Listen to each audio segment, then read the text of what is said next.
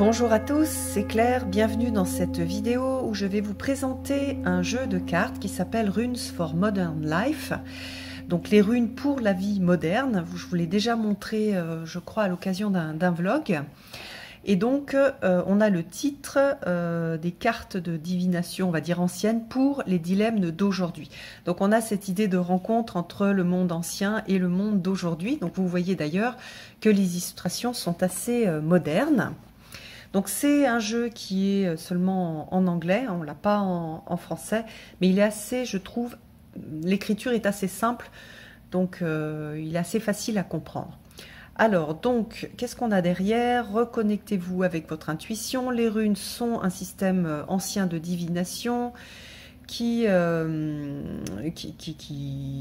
continue à contenir des symboles pour la transformation personnelle. Donc voilà, utilisez ces cartes pour trouver une signification plus profonde dans votre vie. Voilà. Alors, hop. Alors, dans la jolie petite boîte, on a un cahier. J'aime bien en fait la présentation du cahier, ça fait très papier. J'aime beaucoup en fait l'expérience tactile du jeu, même si on a des cartes qui sont un peu style carte carton, avec un revêtement, enfin ça fait un peu soyeux au niveau visuel, mais elles font plus carton et j'aime bien ce côté un peu nature. Alors, au niveau de la présentation, donc on a un texte de Teresa Chung et des illustrations de Camilla Perkins. Et en fait, j'avais repéré ce jeu-là parce que j'aimais beaucoup les illustrations. Je trouve qu'elles sont très originales. Et puis aussi, j'aimais bien ce côté au lieu d'avoir un énième jeu avec des représentations de Dieu, on a un jeu avec des représentations urbaines, des représentations d'aujourd'hui. On a presque l'impression d'être devant une série contemporaine. Et donc ça, j'aimais bien parce que ça permettait de se connecter aux runes avec quelque chose de comment est-ce que les runes peuvent m'aider ici et maintenant, quelle est la signification ici et maintenant. On vit plus dans des petites maisons en bois, on vénère plus les mêmes dieux, quoique hein, les païens, on a un regain donc d'intérêt et de travail avec les divinités, mais voilà, qu'est-ce que ça signifie dans notre vie de tous les jours.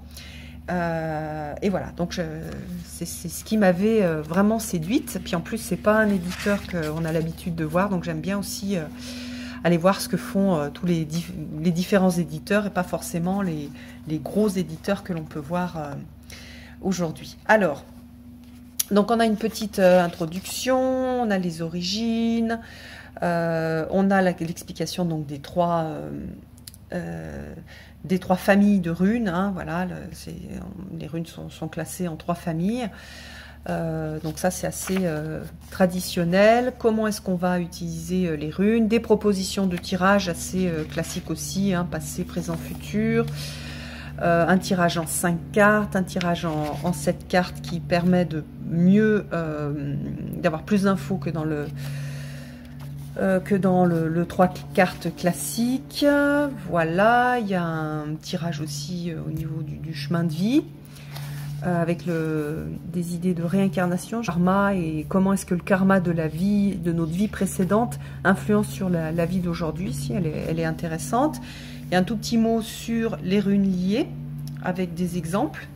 Donc par exemple là, une rune de courage, enfin une rune liée de courage, l'énergie, la chance. Ça, j'adore cette présentation avec toutes les runes et puis les mots-clés et le tout en rond. Je trouve que c'est très sympa.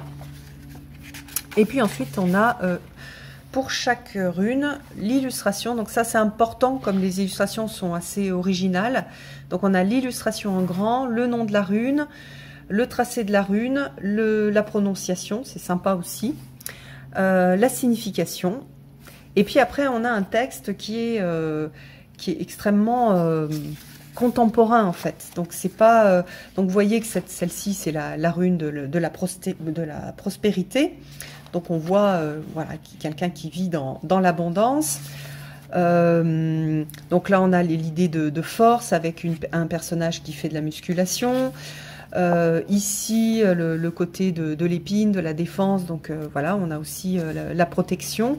Et vous voyez aussi que c'est assez sympa. On a et des mots-clés ici et certains mots qui sont mis en gras qui en fait sont aussi d'autres mots qui permettent de comprendre la signification.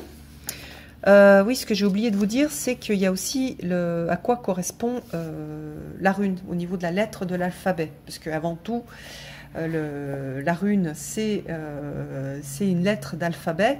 Et donc, on peut aussi écrire des choses en alphabet runique, soit en le faisant en remplaçant toutes les lettres ou en le faisant au niveau sonore, au niveau du son de la rune. Donc ça c'est pareil, je trouve que c'est intéressant si on a envie d'écrire des choses. Voilà, donc là on a le divin avec Anzouz et voilà, on a le cookie avec le petit message à l'intérieur. Il y a vraiment des super bonnes comment dire, des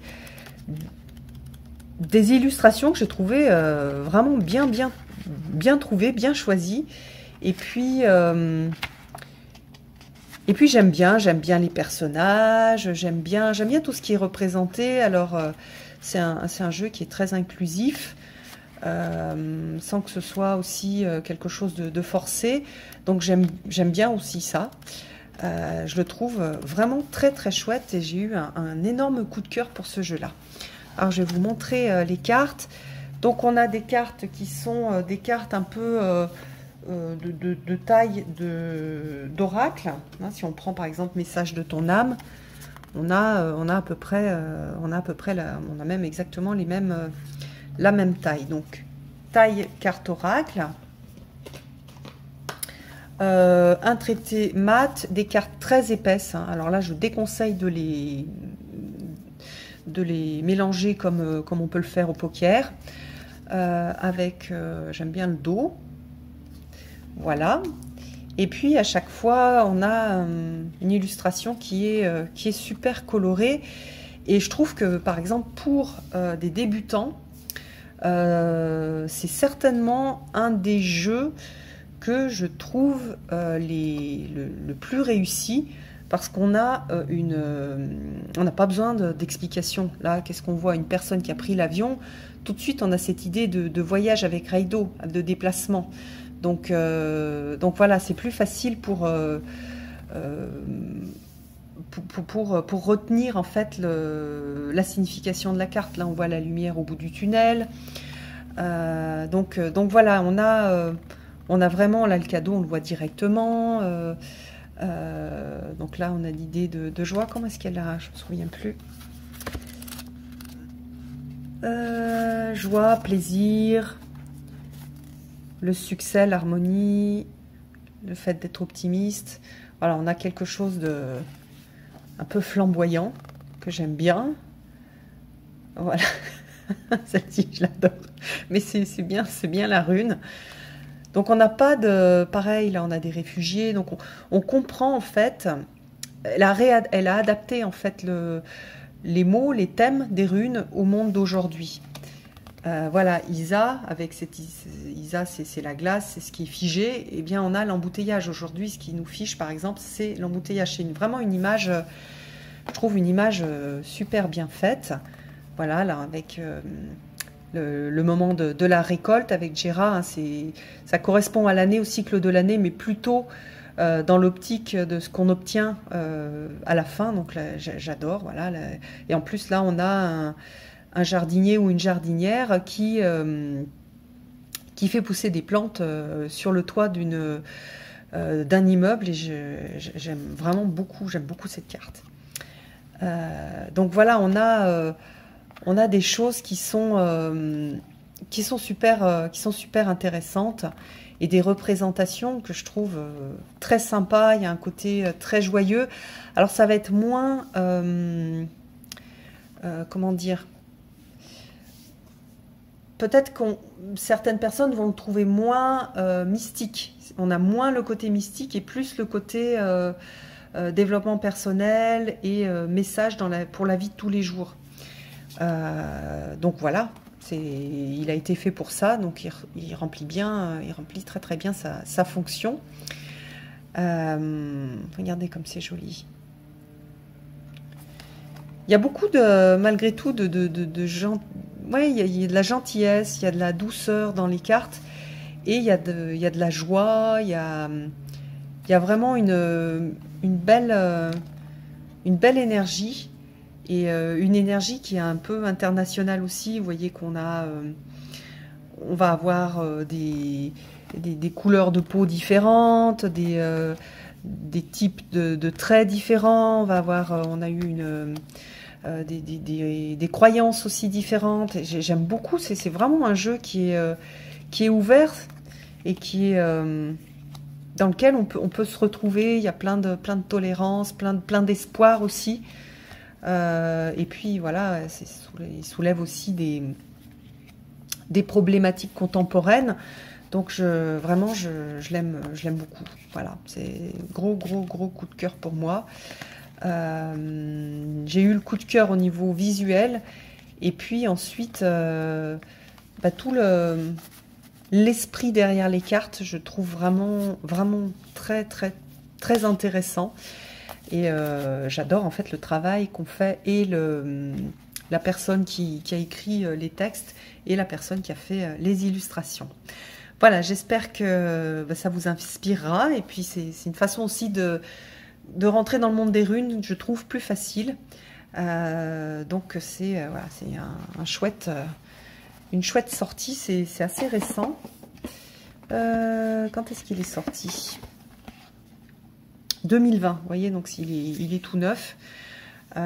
Et on va le trouver sur des plateformes comme Amazon, parce que on va pas le trouver en magasin puisqu'il n'a pas été traduit en français. Mais typiquement, c'est un jeu, je pense, qui pourrait être très intéressant à être traduit. Mais bon. Voilà, donc une belle production, et je suis très contente de vous l'avoir présenté. À bientôt!